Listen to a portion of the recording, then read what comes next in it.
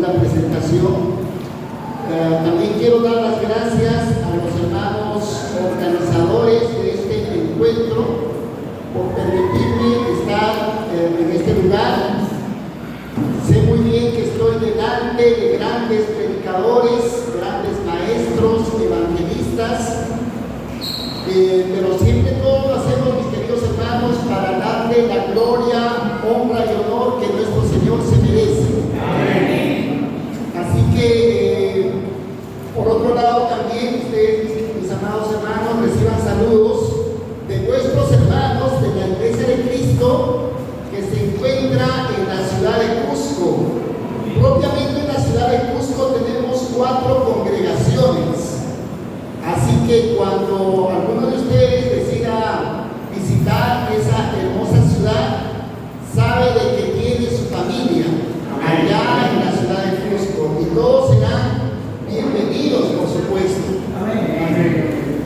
Amados hermanos, en esta mañana me han designado presentarles a ustedes el tema que lleva por título la preparación teológica del líder. Miren, nosotros obviamente entendemos por líder a todo aquel hermano que está involucrado en la obra del Señor. Ahora, cuando decimos la preparación teológica, por teología, mis amados hermanos, debemos entender, de acuerdo a sus raíces originales de la palabra, que viene del griego, Theos, Dios, Logos, palabra, verbo, pero también significa ciencia, estudio. Entonces podríamos decir que teología, cuando hablamos de teología, estamos hablando del estudio, en realidad un acercamiento a Dios. Entonces, lo que estamos queriendo dar a entender con este título, la preparación teológica del líder, lo que estamos queriendo decir es lo que el predicador, el ministro, el líder debe conocer acerca de Dios. Y en esta mañana vamos a ver 3 aspectos fundamentales que todo líder debe conocer para poder para poder enseñar a aquellas personas. Y es que el apóstol Pedro, miren, en Primera de Juan, capítulo 3, versículo 16, Primera de Pedro, capítulo 3, versículo 16, dice: estad siempre preparados para presentar defensa con mansedumbre y reverencia ante todo el que os demande razón de vuestra esperanza que hay en vosotros. Es decir, miren, todo líder, todo predicador y en general todo cristiano debe estar preparado para poder explicar a todo aquel que demande razón de su fe.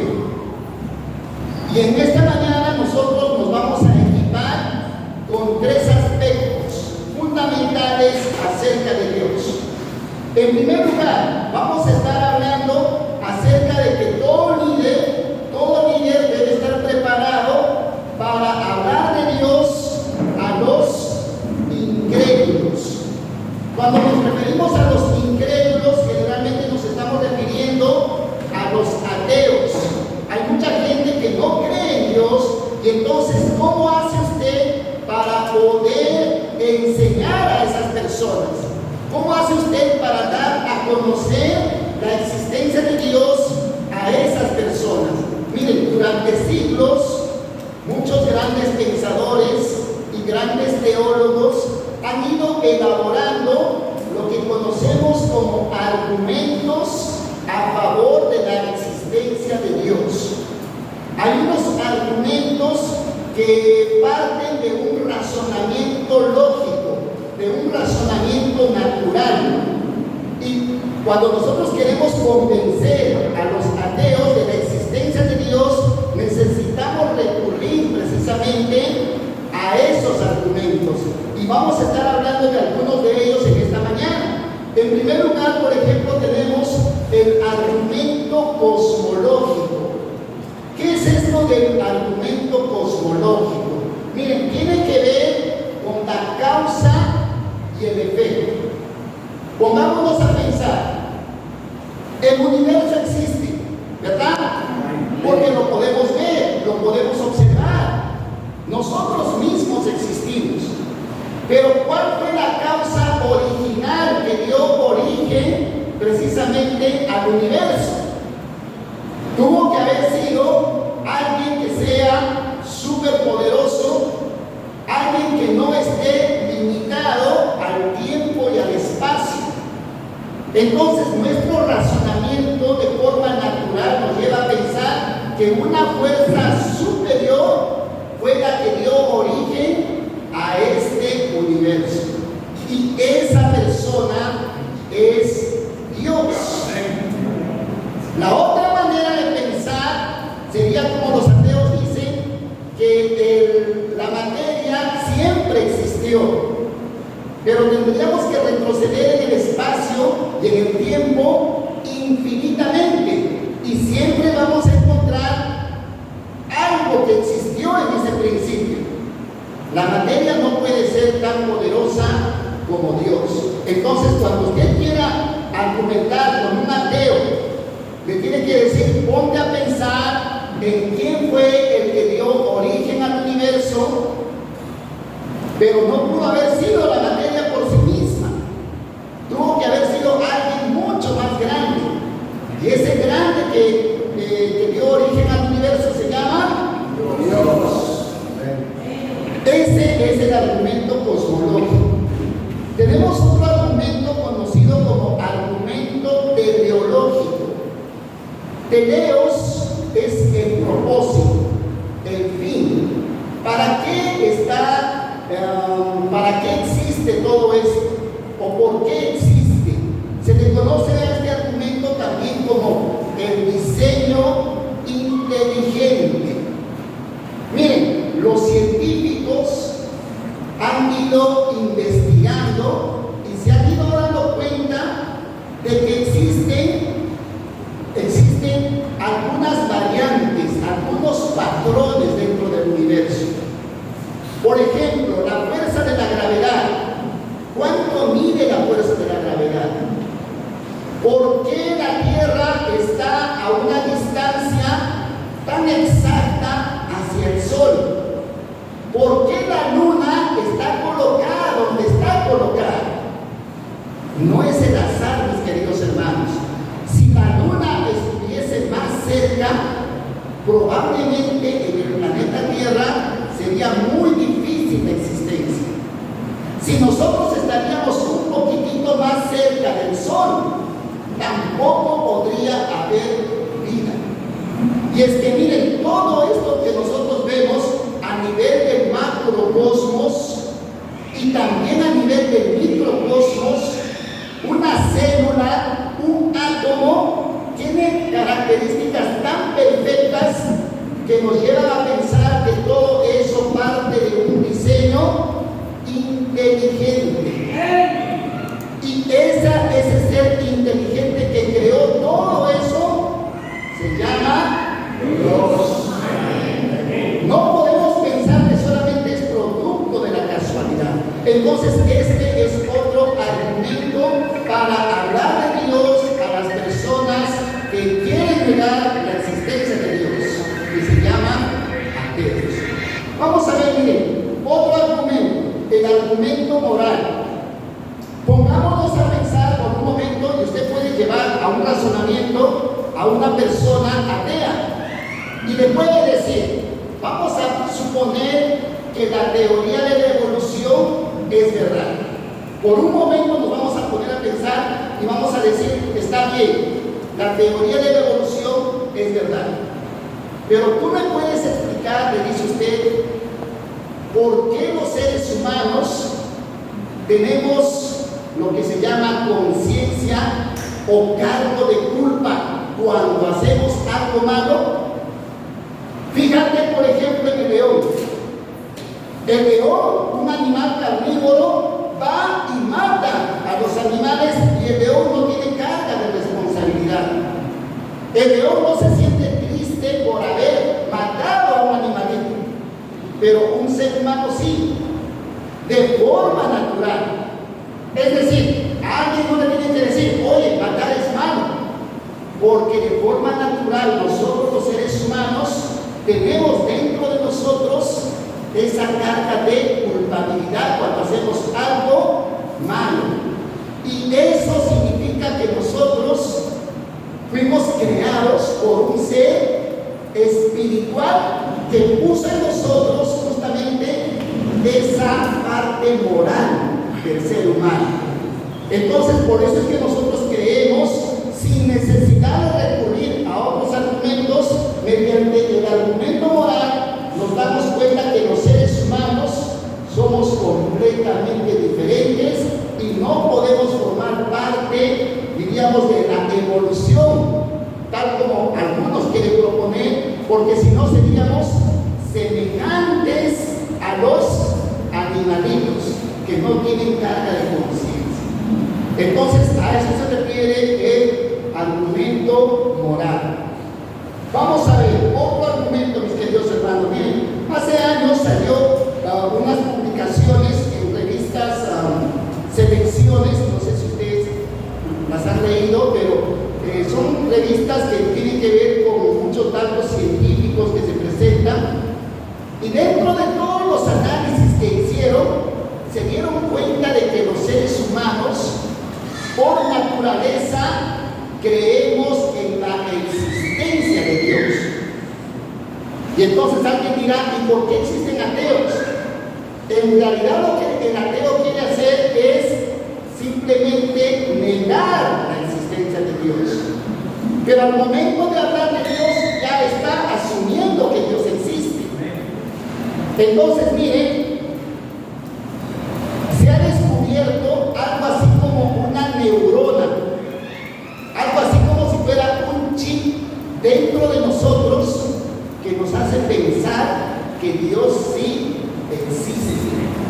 Y a ese argumento se le conoce como la creencia universal de la existencia de Dios. Todos por naturaleza, mis queridos hermanos, creemos que existe un ser mucho más superior, llamado Dios.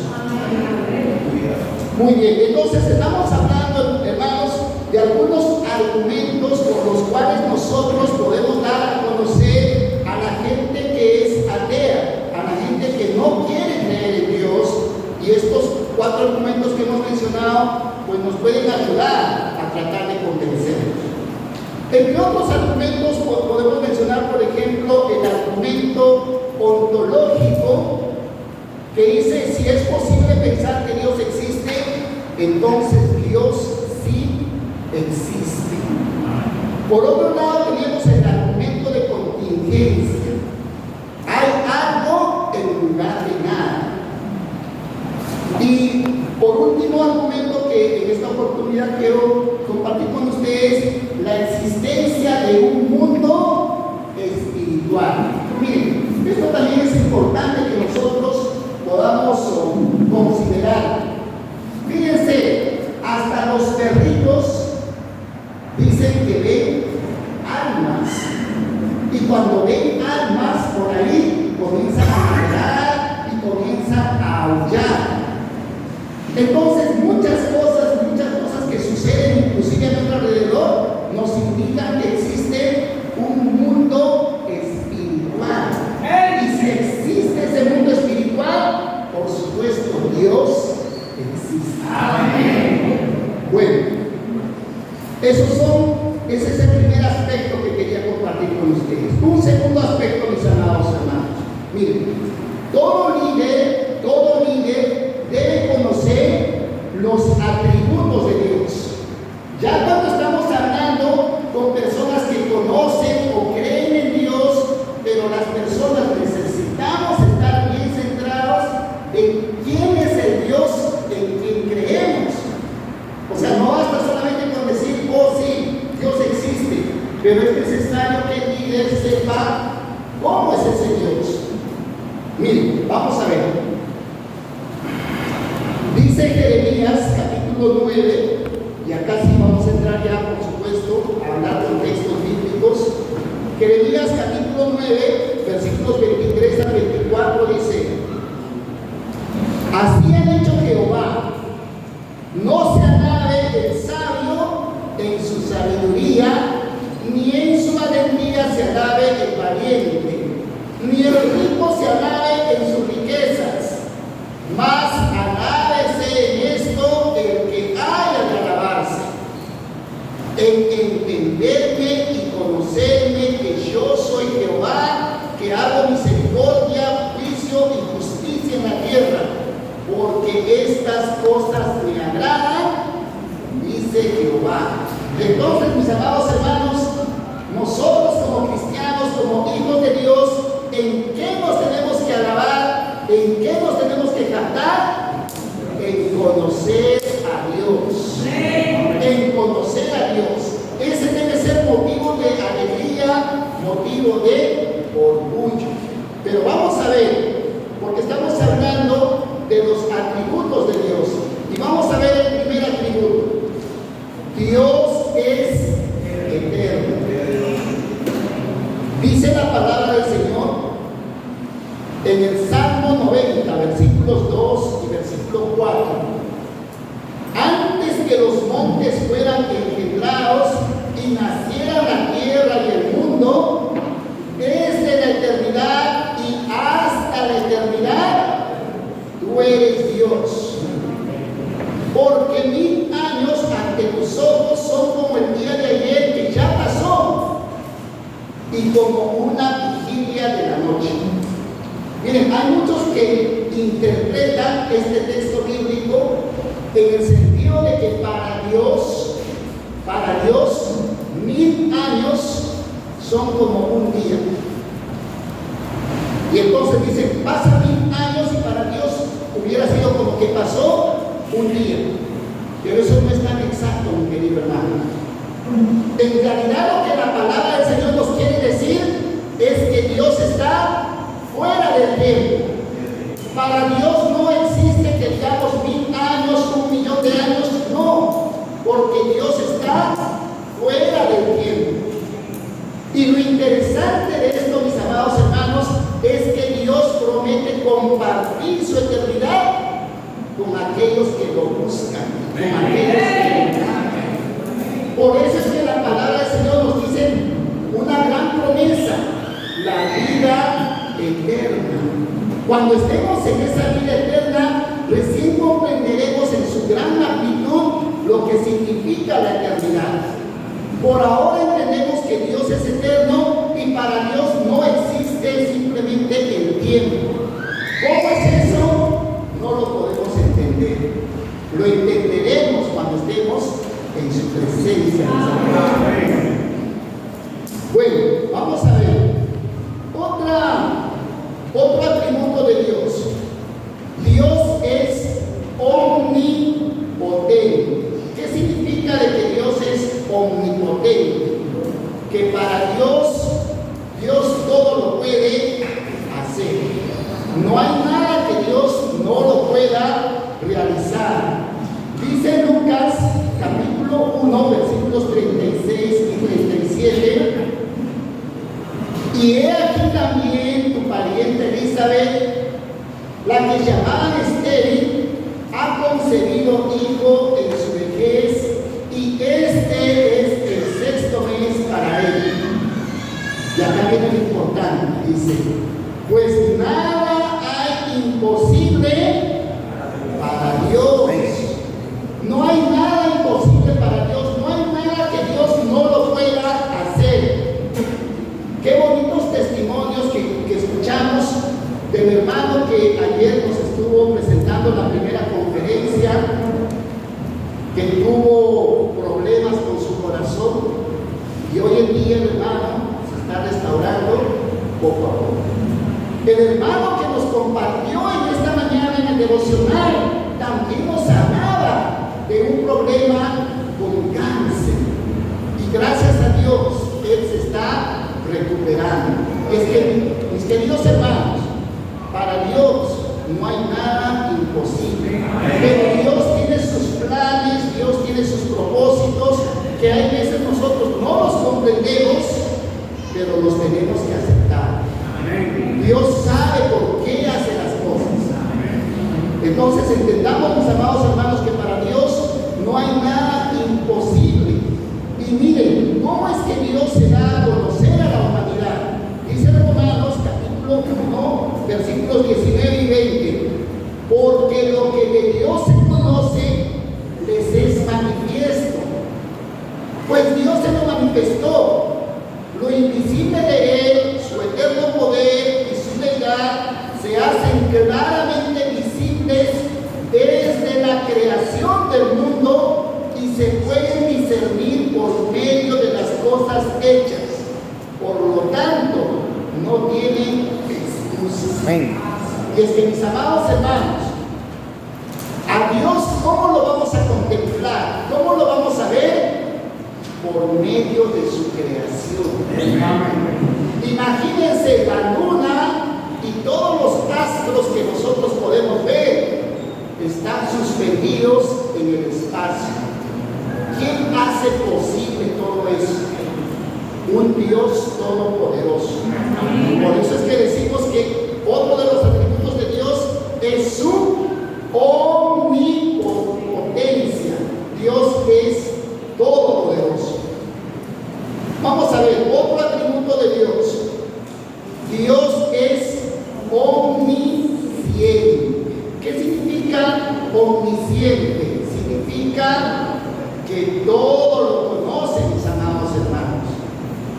De Dios nosotros no nos podemos esconder. Dios sabe nuestro levantarnos, nuestro acostarnos. Dios sabe lo que estamos haciendo e inclusive las intenciones de nuestro corazón.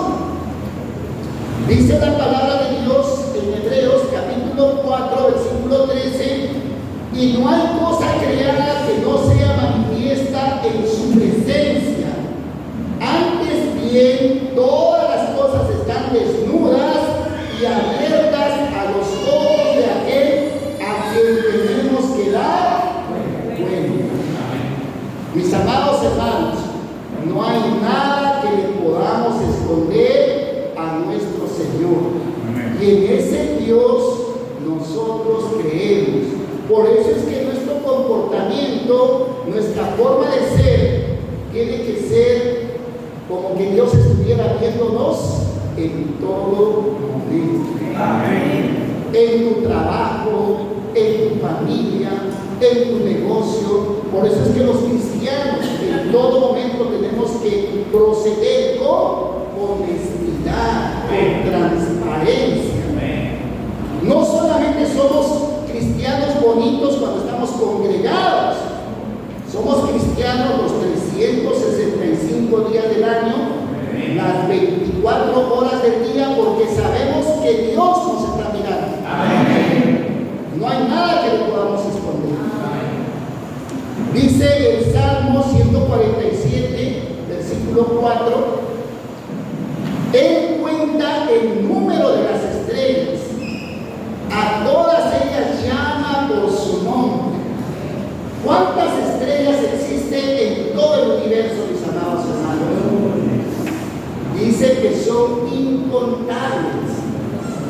Pero aunque para nosotros sean millones de millones de millones, Dios conoce a cada una de esas estrellas y todavía las conoce por su nombre. Increíble. Entonces, por eso decimos que Dios es omnisciente. Otro atributo de Dios, mis amados hermanos, Dios es omnipresente. Así como está con nosotros en esta mañana, también está con los chinos, también está en Estados Unidos, en África, en Perú, en Bolivia, en todos los países, mis amados hermanos. Dios está presente en todo lugar. Y es que hay veces nosotros queremos reducir a Dios a un pequeño espacio, a una pequeña iglesia, a una pequeña congregación. Pero Dios es mucho más que eso, mis amados hermanos.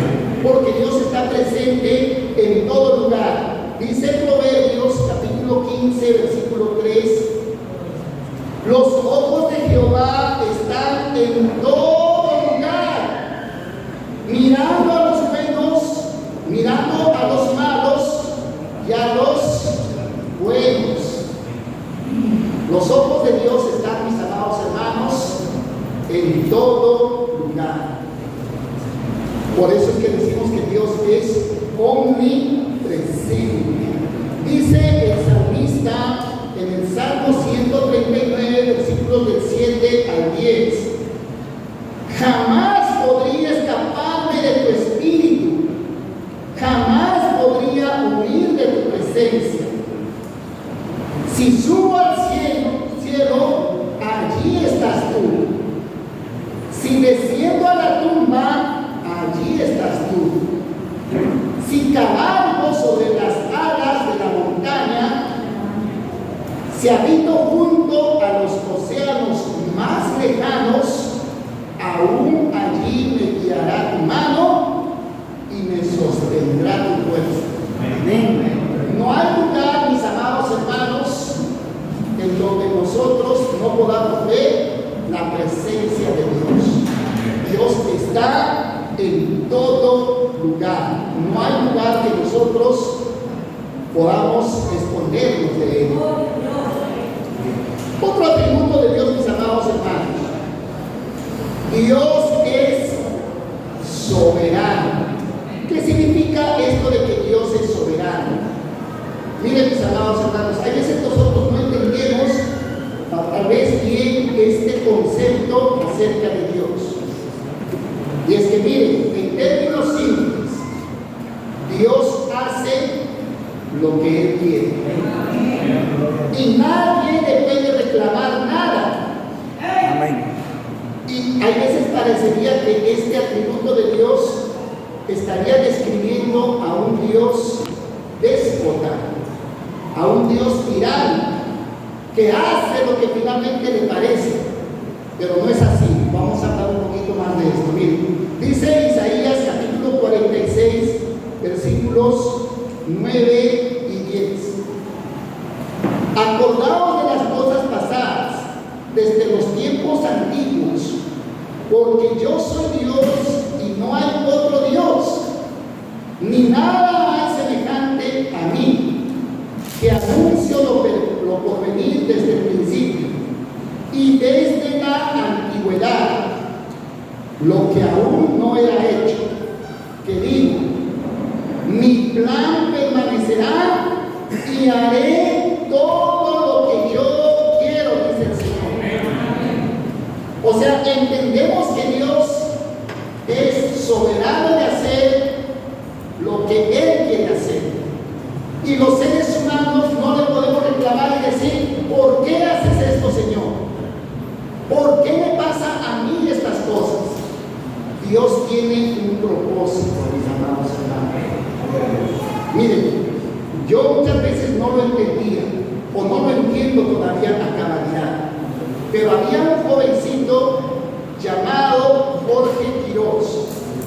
Jorge Quirós tenía 21 años de edad, se estaba preparando en el Instituto Baxter, era su último año como estudiante, ya se iba a graduar.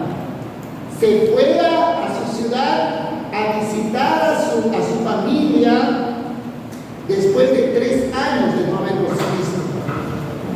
El hermanito llegó a su ciudad natal, a Cajamarca, Chota, allá en Perú.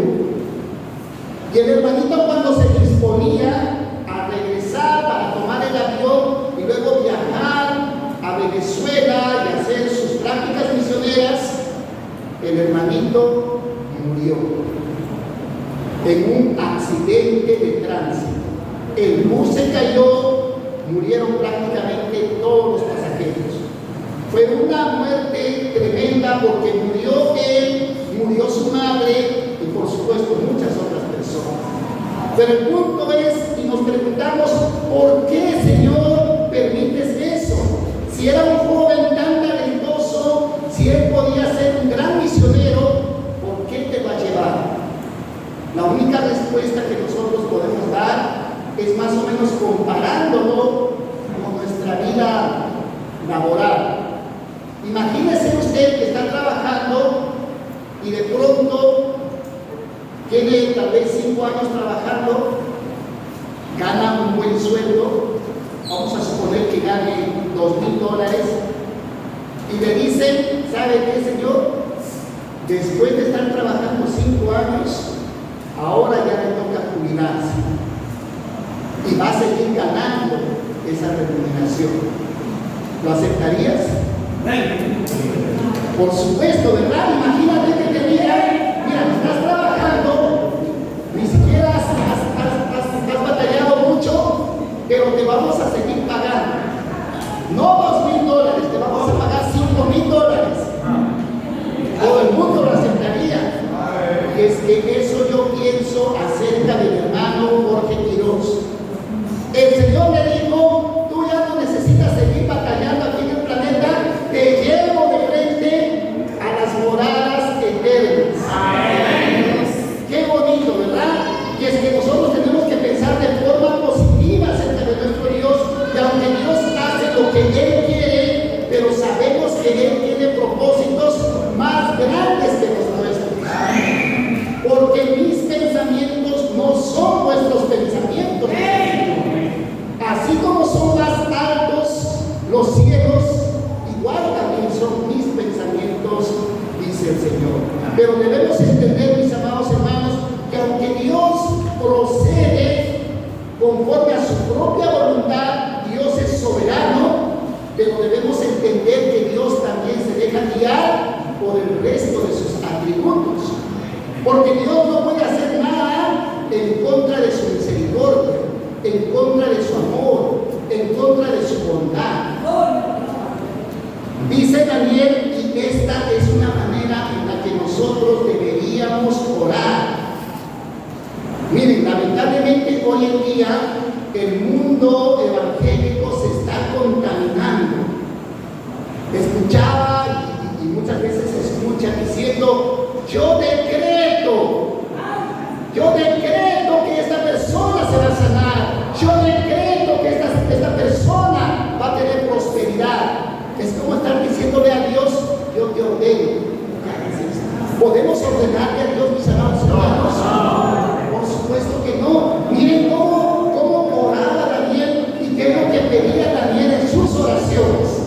Y prestemos atención a esto. Dice, inclina, Dios mío, tu oído y oye. Abre tus ojos y mira nuestras dolencias y la ciudad sobre la cual es invocado tu nombre. Y esta es la parte importante, mis amados hermanos, porque no elevamos nuestros ruegos ante ti confiados en nuestras justicias, sino en tus muchas misericordias. Cuando Daniel oraba, él oraba y decía, Señor, no te estoy pidiéndote esto porque yo sea justo, te estoy pidiendo esto porque yo sé bien que tú eres misericordioso. Y eso es lo que debemos apelar a nuestro Señor. Eso es lo que le debemos pedir, su misericordia, que actúe su misericordia en nuestras vidas. Entonces, por eso es importante estudiar los atributos de Dios y por eso es importante que nosotros podamos dar a conocer los atributos de Dios.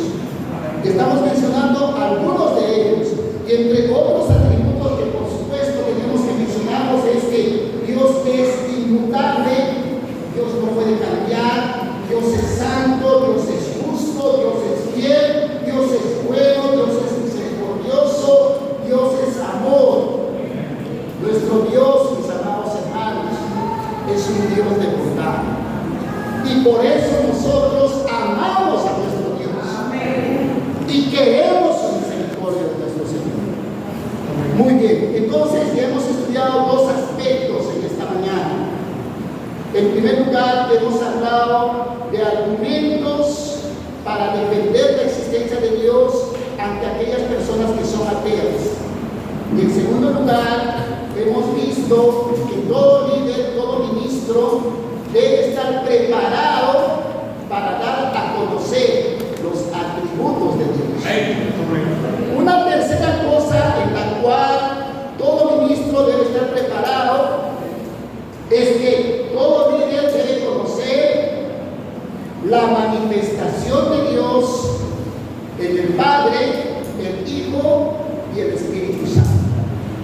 Porque hay muchas veces, o bueno, hay algunos que pues denominándose cristianos creen solamente, a veces en el Padre. Han aparecido grupos que solamente dicen solo Jesús, y hay veces hay algunos que consideran que el Espíritu Santo es simplemente una fuerza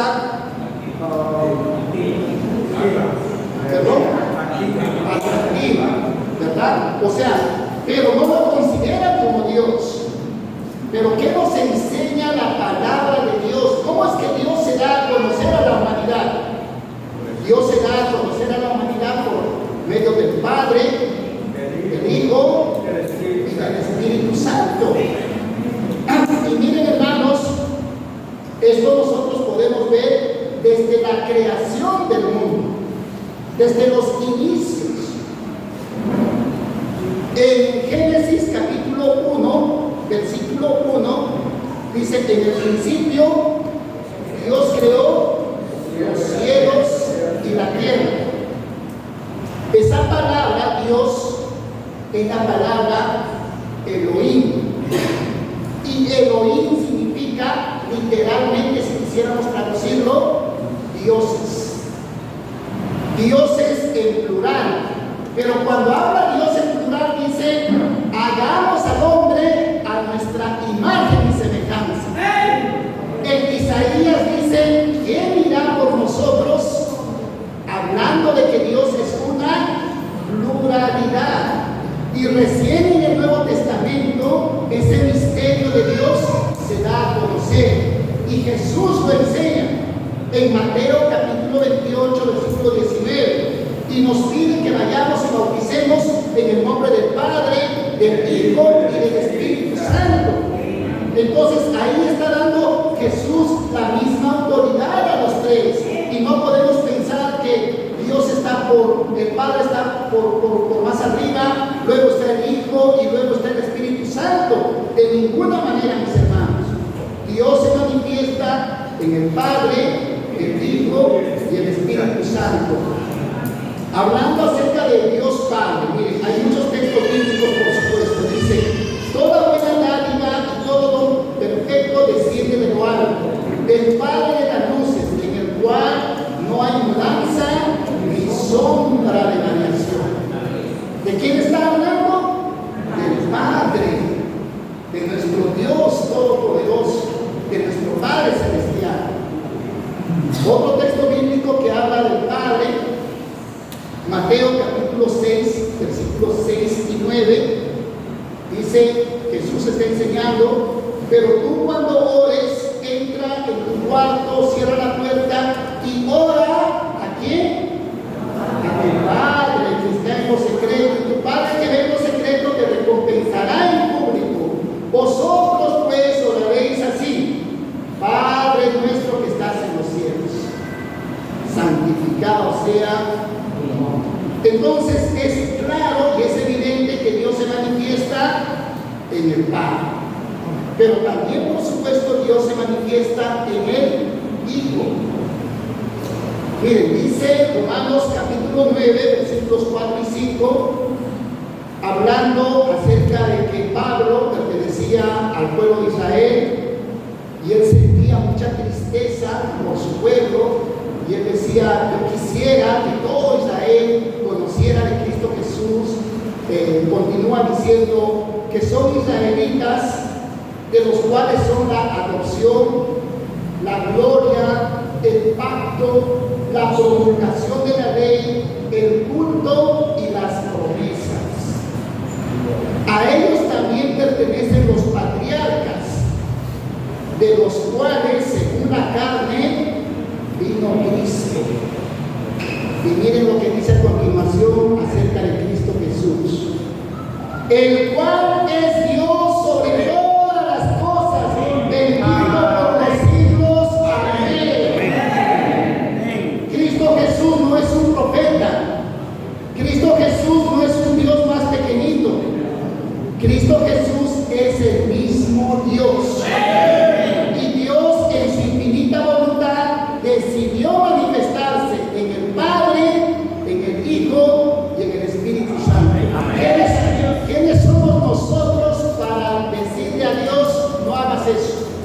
o no queremos que te manifiestes así. Es la voluntad de Dios.